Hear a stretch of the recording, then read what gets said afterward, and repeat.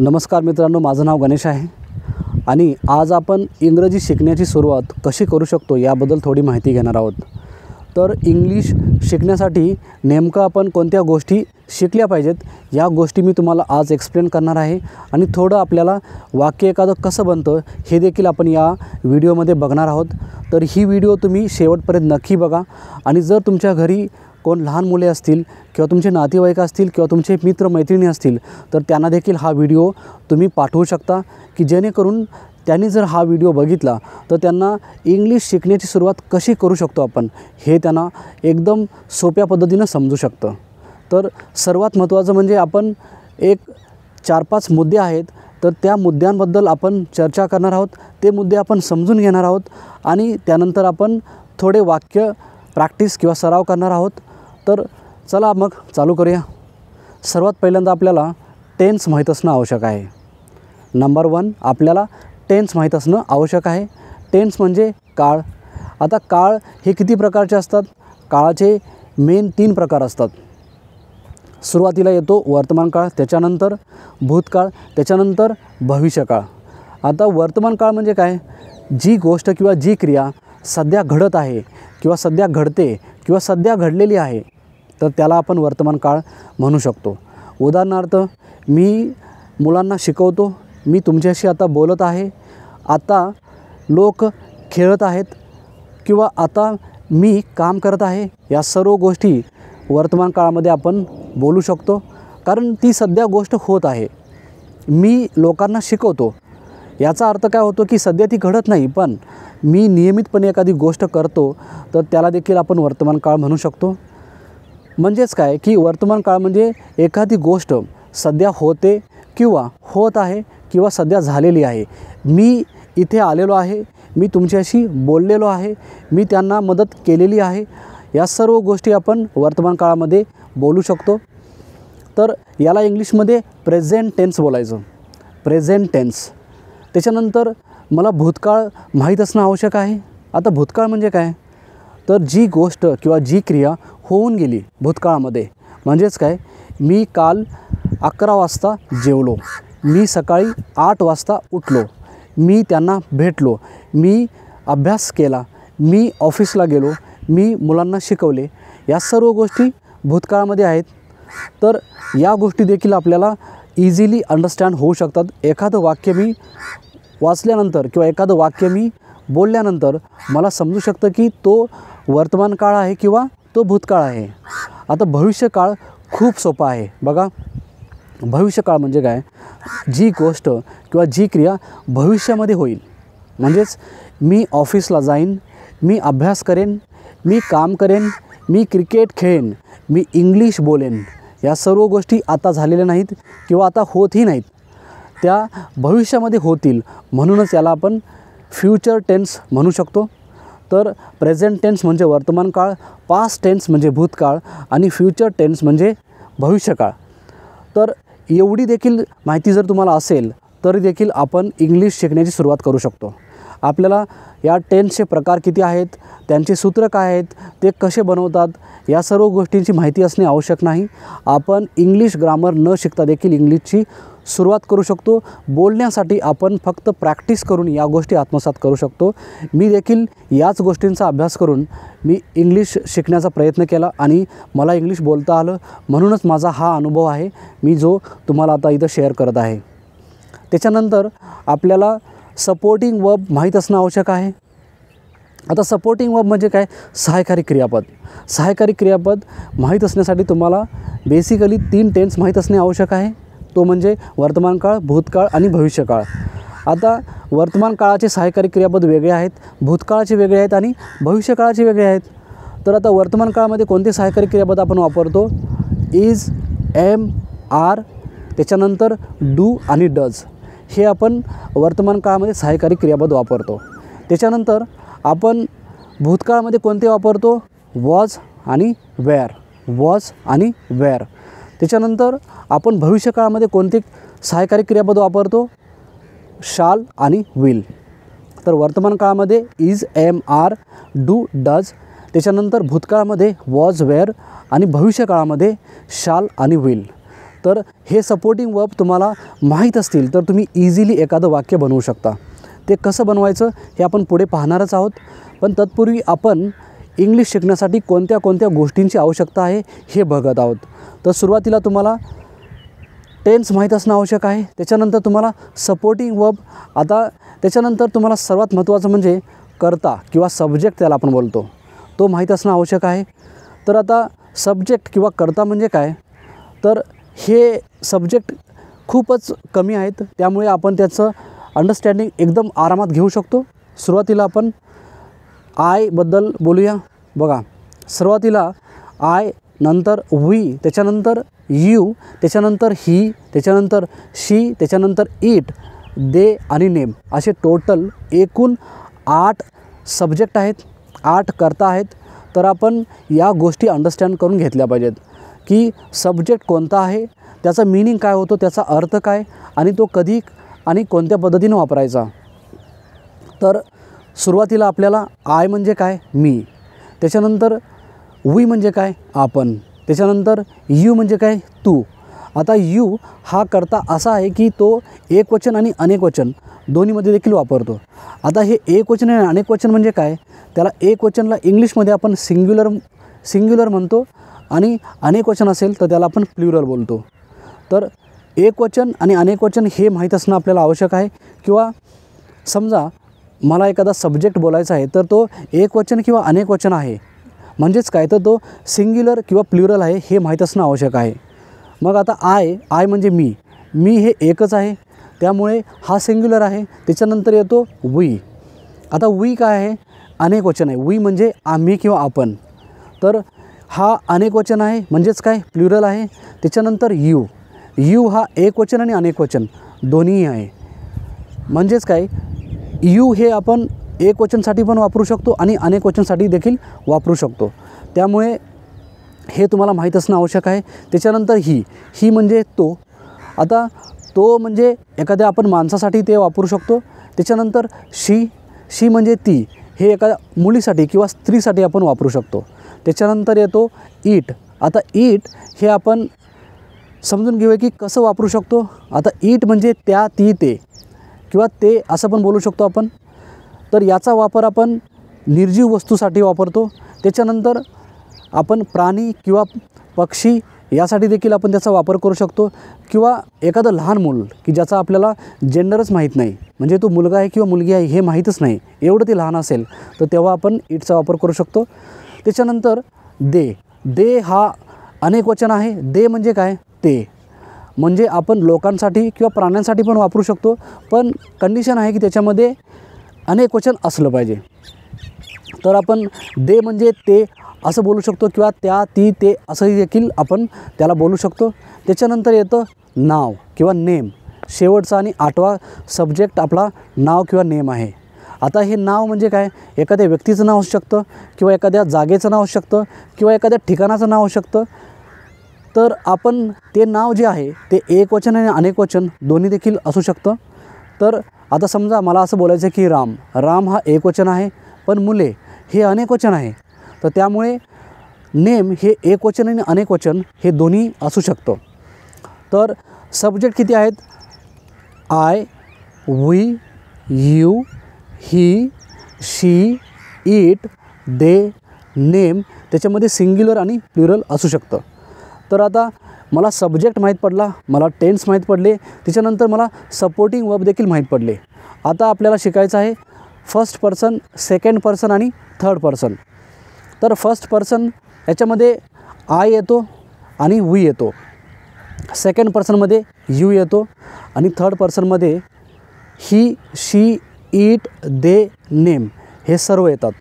म्हणजेच काय, तर प्रथम व्यक्ती, द्वितीय व्यक्ती आणि तृतीय व्यक्ती या गोष्टींचा आपल्याला अभ्यास असणे आवश्यक आहे. हे खूप सिंपल आहे, सोप्या पद्धतीने आपण समजू शकतो. आय आणि we first person, you second person आणि बाकी सर्व third person. I, we first person, you second person, he, she, it, they, name हे थर्ड पर्सन. त्यानंतर आपल्याला सर्वात महत्त्वाचं म्हणजे सर्व प्रकारच्या क्रिया या ज्या असतात म्हणजे खाणे, पिणे, बसणे, उठणे, जाणे, येणे, झोपणे, जेवणे, ह्या सर्व क्रिया त्यांना इंग्लिशमध्ये त्यांचं टाईप असतो. म्हणजेच काय तर क्रियेचं प्रथम स्वरूप, क्रियेचं द्वितीय स्वरूप, क्रियेचं तृतीय स्वरूप. म्हणजेच काय types of verbs, first type, second type आणि थर्ड टाईप हे तुम्हाला माहीत असणं आवश्यक आहे. उदाहरणार्थ आपण घेऊया गो. गो हे जे क्रियापद आहे ह्याचं मूळ क्रियापद गो आहे. त्याच्यानंतर त्याचं आपण सेकंड किंवा दुसरं रूप, क्रियापदाचं दुसरं रूप वेंट आहे. आणि त्याच्यानंतर क्रियापदाचं तिसरं रूप गॉन आहे. गो, वेंट, गॉन. गो, वेंट, गॉन. तर असं आपण समजू शकतो. त्याच्यानंतर दुसरं आपण क्रियापद घेतलं तर play, played, played. Play, played, played. Accept, accepted, accepted. Win, won, won. तर आपण असं ह्या क्रियापदांचं पहिलं रूप, दुसरं रूप आणि तिसरं रूप हे माहीत करून घेणं आवश्यक आहे. तर हे जर तुम्हाला सर्व माहीत करून घ्यायचं असेल तर तुम्ही माझे व्हिडिओज बघू शकता किंवा तुम्हाला यूट्यूबमध्ये देखील हे अगदी सोप्या पद्धतीनं मिळू शकतं. तर मी तुम्हाला मेन जे काही सांगितलं, सुरुवातीला तुम्हाला टेन्सची माहिती असणे आवश्यक आहे. त्याच्यानंतर तुम्हाला सपोर्टिंग वर्ब, त्याच्यानंतर कर्ता म्हणजे काय, त्याच्यानंतर सिंग्युलर प्लुरल कसं ओळखायचं हे माहीत असणं आवश्यक आहे. त्याच्यानंतर तुम्हाला टाईप्स ऑफ पर्सन माहीत असणे आवश्यक आहे. प्रथम व्यक्ती, द्वितीय व्यक्ती आणि तृतीय व्यक्ती, first person, second person, third person. त्याच्यानंतर मी तुम्हाला सांगितलं क्रियापद. आता क्रियापदाचे 3 मेन स्वरूप असतात. तर क्रियापदाचं प्रथम रूप, क्रियापदाचं द्वितीय रूप, क्रियापदाचं तृतीय रूप, फर्स्ट, सेकंड आणि थर्ड पर्सन. तर या सर्व गोष्टींची जर तुम्हाला थोडीफार माहिती असेल तर तुम्ही इंग्लिश बोलण्याची सुरुवात करू शकता. या सर्व गोष्टी खूप इझी आहेत. तुम्ही यूट्यूबमध्ये ह्या गोष्टी तुम्हाला मिळू शकतात किंवा माझ्या व्हिडिओ आहेत. मी माझ्या व्हिडिओमध्ये लेसन 1, लेसन 2, लेसन 3 असे 12-13 लेसन्स मी बनवले आहेत. तर ते तुम्ही बघू शकता आणि तिथून तुम्हाला माहिती मिळू शकते. हे सर्व शिकल्यानंतर तुम्हाला इंग्लिश बोलण्याची प्रॅक्टिस सुरू करू शकता किंवा तुम्ही इंग्लिश हळूहळू बोलायला चालू करू शकता. तर आता आपण या व्हिडिओमध्ये कसं मी इंग्लिश बोललं पाहिजे, आता मी कसं चालू करू शकतो इंग्लिश बोलायला हे आपण बघूया.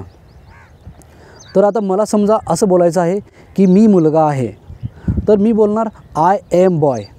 आता एम का वापरला मी, आय का वापरला आणि बॉय मी कधी वापरला, तर याची आपण अरेंजमेंट कशी करायची हे आपण थोडंसं बघून घेणार आहोत. तर वाक्य आपल्याला बनवायचं असेल, इंग्लिशमध्ये कोणतेही वाक्य बनत असताना सुरुवातीला येतो सब्जेक्ट, त्याच्यानंतर येतो सपोर्टिंग वर्ब, त्याच्यानंतर येतो वर्ब आणि त्याच्यानंतर उरलेलं वाक्य असतं. म्हणजेच काय, सुरुवातीला येणार सब्जेक्ट. सब्जेक्ट किती आहेत? 8. I, we, you, he, she, it, they, name. त्याच्यानंतर आपल्याला सपोर्टिंग वर्ब तिथे आपल्याला प्लेस करायचं आहे.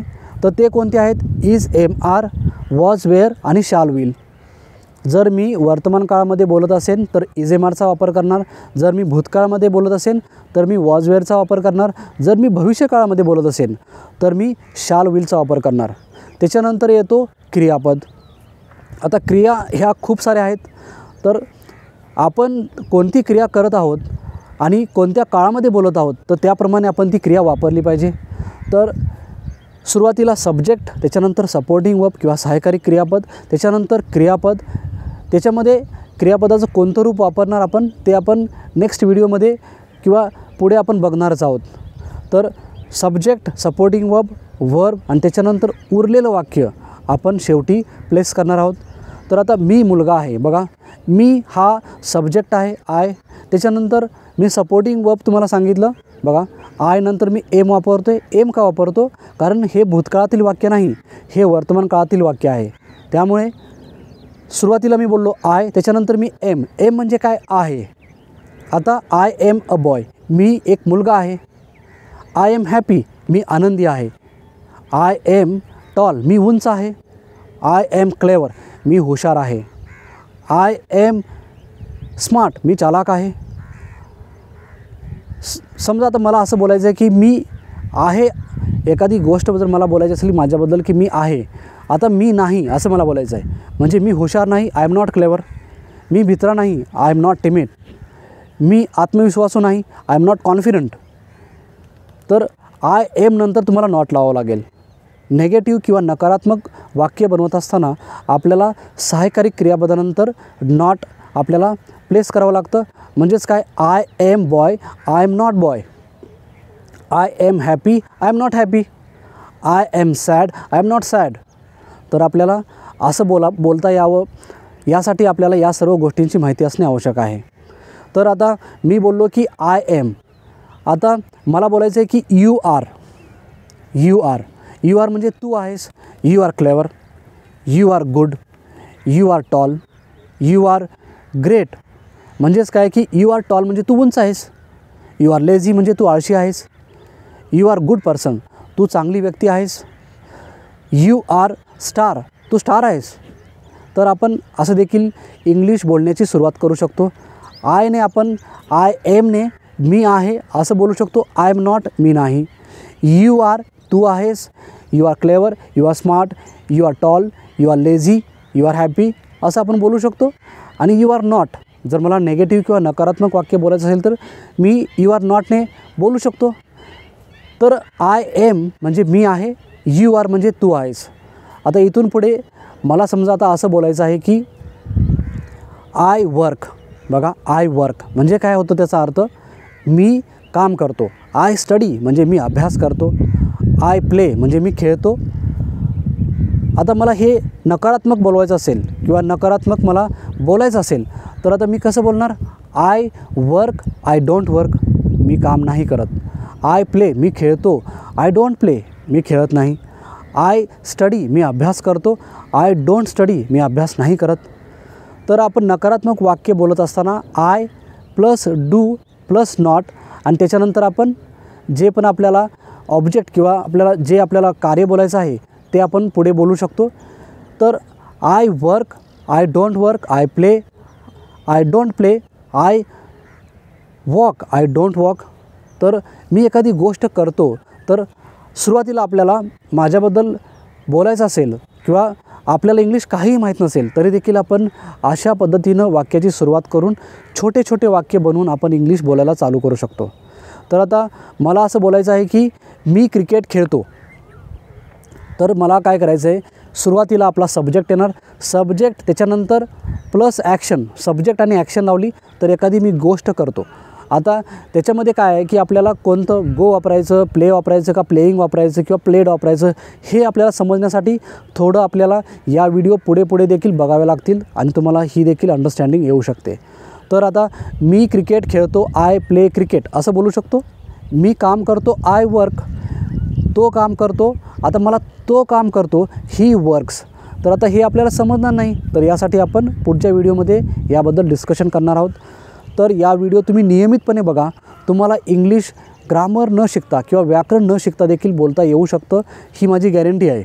कारण मी याच गोष्टींचा सराव करत करत इंग्लिश शिकलो आणि मला आता इतरांना किंवा मुलांना इंग्रजी शिकवताना काहीही प्रॉब्लेम येत नाही. मी खूप लहान मुलांना देखील इंग्लिश शिकवू शकतो आणि ते आरामात इंग्लिश शिकवतात. तर आपल्याला इंग्लिश शिकण्यासाठी कोणत्या गोष्टींची आवश्यकता आहे या सर्व गोष्टी मी या व्हिडिओमध्ये तुम्हाला सांगितल्या.